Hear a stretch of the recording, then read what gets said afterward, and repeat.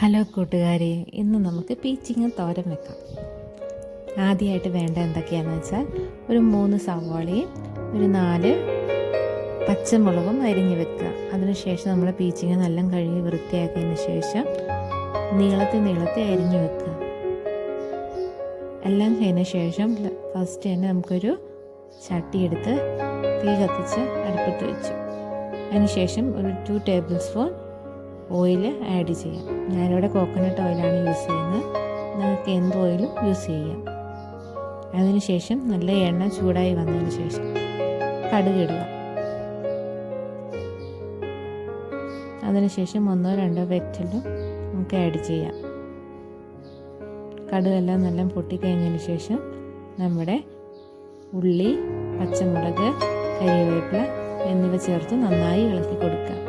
വേഗം വാടാൻ വേണ്ടി നമുക്ക് ഉപ്പ് ചേർത്ത് കൊടുക്കാം. ഞാനിവിടെ ഉപ്പിൻ്റെ ഒപ്പം തന്നെ മഞ്ഞൾപ്പൊടിയും ചേർക്കുന്നുണ്ട്.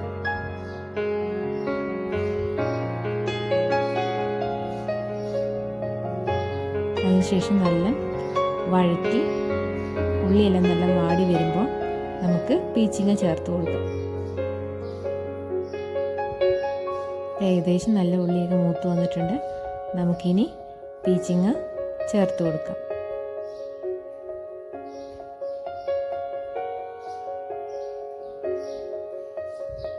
പീച്ചിങ്ങ തോരത്തിൻ്റെ കൂടെ നമ്മൾ വെള്ളം ഒഴിക്കേണ്ട ആവശ്യമില്ല. കാരണം പീച്ചിങ്ങയിൽ ലേശം ജലത്തിൻ്റെ അംശമുണ്ട്. അതുകൊണ്ട് നമുക്ക് വെള്ളം ഒഴിക്കേണ്ട ആവശ്യമില്ല. മൂടി വെച്ച് വേവിക്കുമ്പോൾ നമുക്ക് വെള്ളം കിട്ടും.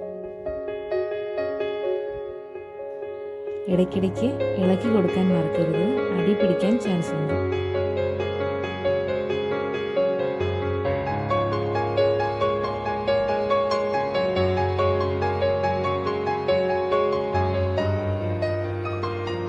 ഇളക്കിയതിന് ശേഷം വീണ്ടും മൂടി വെച്ച് വേവിക്കുക.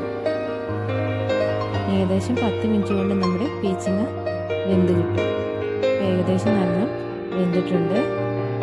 നല്ല സ്വാദിഷ്ടമായ പീച്ചിങ്ങ തോരൻ ഇവിടെ റെഡിയായിക്കൊണ്ടിരിക്കുന്നു. എല്ലാവരും ഉണ്ടാക്കി നോക്കിയിട്ട് അഭിപ്രായം പറയണേ. അതുപോലെ എൻ്റെ ചാനൽ ഇതുവരെ സബ്സ്ക്രൈബ് ചെയ്യാത്തവർ സബ്സ്ക്രൈബ് ചെയ്യുകയും കമൻറ്റ് ചെയ്യുകയും വേണം. Okay, bye friends.